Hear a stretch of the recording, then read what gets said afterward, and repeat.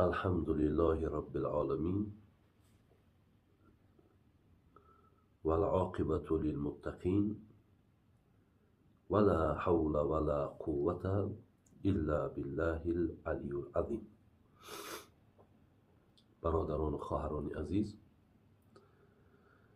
قسم دویوم برنامه ما که اصلا عبارت از شعر گفتن است، چگونه که من در برنامه اول گفته گذاشتم که شعر هم جزئی از دین هست.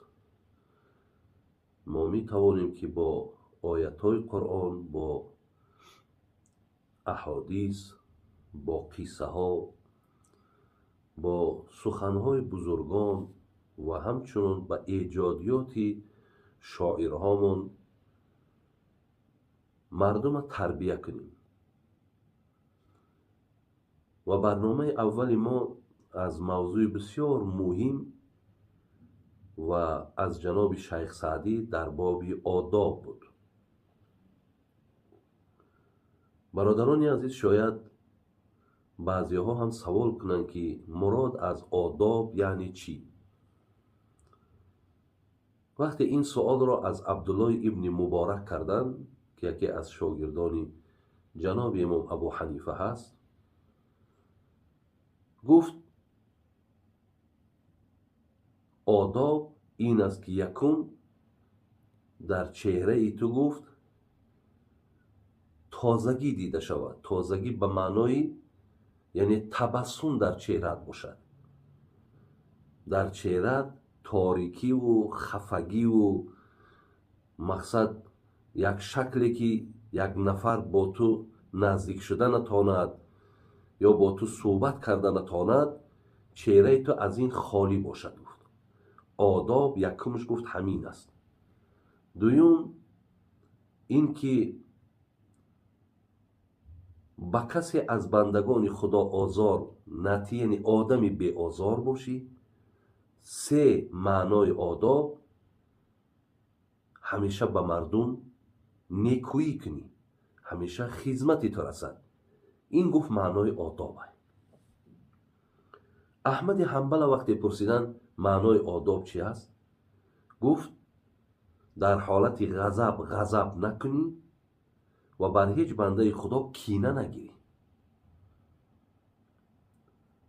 بسیاری از عزیزان خدا وقتی از باب آداب پرسیده میشد، هر کدام اونها میگفت آداب معناش همینه که انسان باید صبر داشته باشد و در هر یک کار عدل داشته باشد. خلاص بینین هر یک خصلت خوبی که در انسان جمع شده است، همونها را در عموم آداب میگفتند، یعنی وی دارای آداب هست.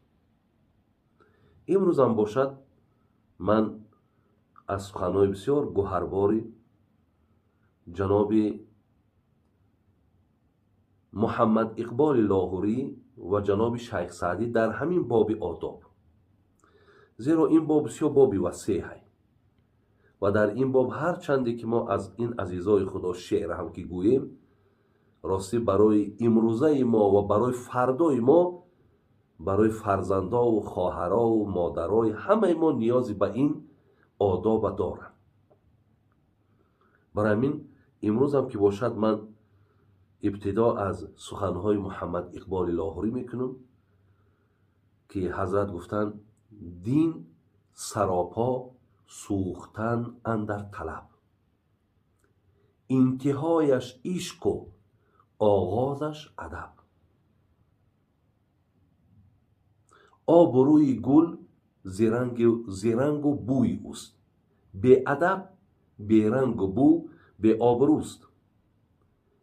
نوجوان را چو بینم به ادب، روز من تاریک میگردد چو شب. تاب و تب در سینه افزاید مرا، یادی عهدی مصطفی آید مرا. جناب لاهوری گفتند حقیقتا گفتند دین از محبت و از آداب عبارت است.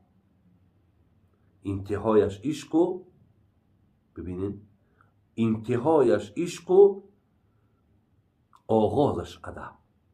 دین آغازش ادب است آخرش محبته. یعنی دین از محبت و از آداب عبارته میگه. وقتی یک نوجوانی را که من میبینم که در او آداب نیست، روز من تاریک میگردد چو شب. بسیار مقصد خودم بد حس میکنم، بسیار ناراحت حس میکنم. چرا جوانهای ما آداب ندارند؟ ببینید میگه آبروی گل زرنگ و بوی اوست، به ادب به رنگ و بو به آبروست. همین گل، مادرها و خواهرها و برادرای عزیز، وقتی آدم ای بازار میریم، از مغازه ها میریم، وقتی گل خریداری میکنیم، دیدین که ما دو چیز در رو اهمیت میتیم، یکی رنگ، یکی بوی. کدامش رنگش زیبا هست و کدامش بوی خوب داره. یعنی آبروی گل، عزت گل از روی رنگش و از روی بویش قیمت ارزش پیدا میکنه.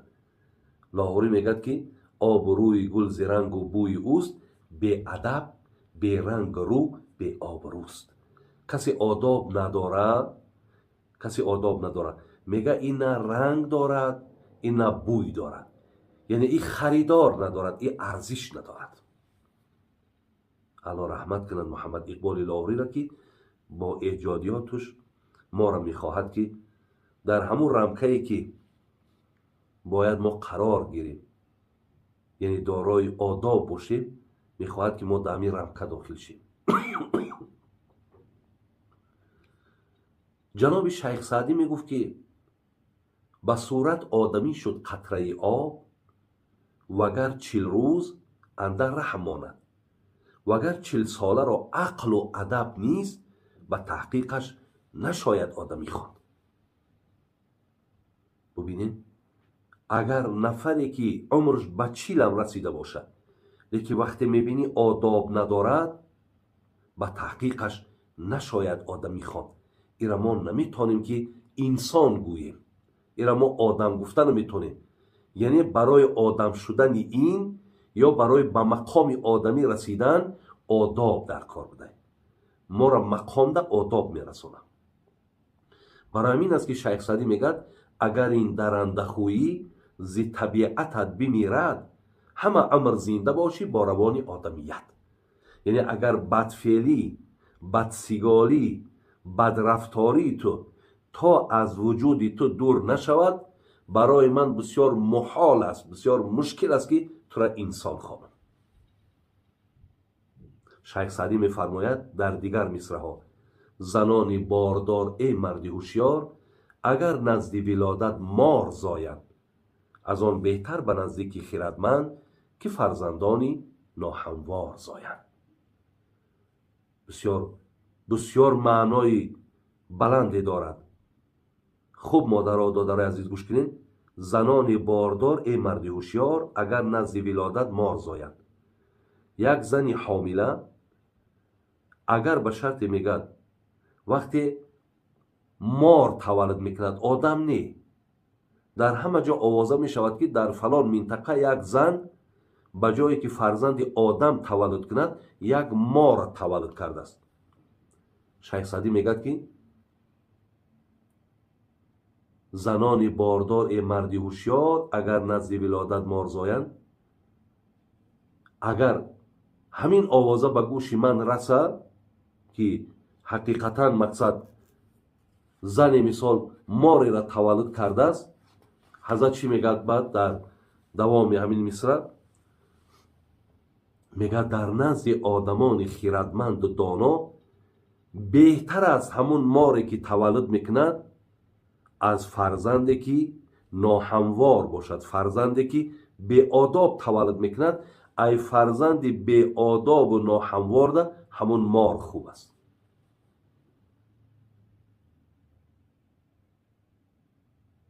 از آن بهتر به نزدیکی خردمند که فرزندانی ناهموار زایند. نزد ما آدم های خردمند همون مار بهتره. ایوه که فرزندی به ادب تولد میکند. جلال الدین رومی میگفت که به ادب تنها نه خود را داشت بد، بلکه آتش در همه آفاق زد.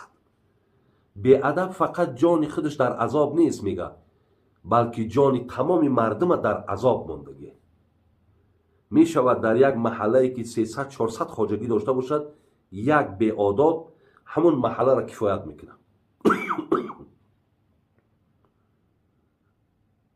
برای این از این مصرع ها برمی آید که آداب بسیار یک چیزی مهمی هست. ولی شما نگاه کنین که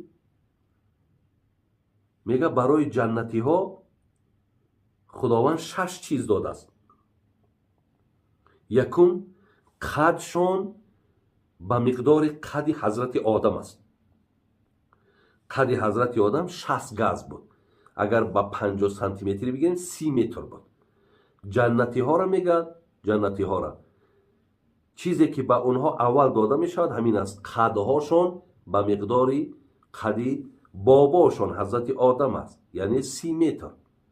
دو، به جنتی ها زیبایی حضرت یوسف داده می شود. سه، به جنتی ها صبر و رضاگی حضرت ایوب داده می شود.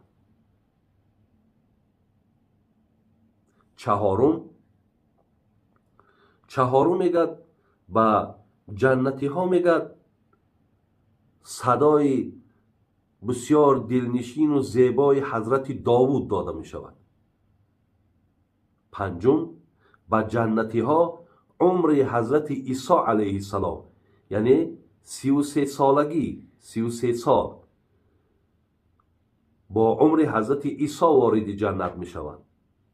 ششم، به جنتی ها آداب پیغمبر آخر الزمان حضرت محمد صلی الله علیه و سلم داده می شود. چکلی که قرآن گفت و اینک لعلی خلق عظیم، ای محمد تو دارای اخلاقی بسیار بلند هستی. خداوند همه شما را نگهبان باشد. از خدای مهربان امید دارم که این مصرع هایی را که من خواندم خدا خواهد برای هر یکی شما انشاءالله یک درس خیلی مهمی هست، یک درس بسیار لازم و درکاری هست. این را همیشه در کتاباتون، در دفتراتون قید کنین. در باب آداب است، کوشش کنین از زمره با آدابا باشین و این شعرها را گفته بودم هم حفظ کنین، هم برای فرزنداتون هم مقصد وظیفه دار کنین. در آخر از شیخ عطار هم دو مصرع همینجا من از کتابش گرفتم. میگن بندگی از خودشناسی شد تمام، بندگی از خودشناسی شد تمام، نیست مردی بی ادب صاحب مقام. ببینین هیچ وقت، یعنی همه وقت بندگی از خودشناسی سر می شود و همچنان تو خواهی که به مقام برسی، به مرتبه برسی، در دل مردم محبوبیت پیدا کنی، تا آداب نداشته باشی این مقام و منزلت پیدا کرده نمیتونی. سلام علیکم و رحمت الله و برکاته.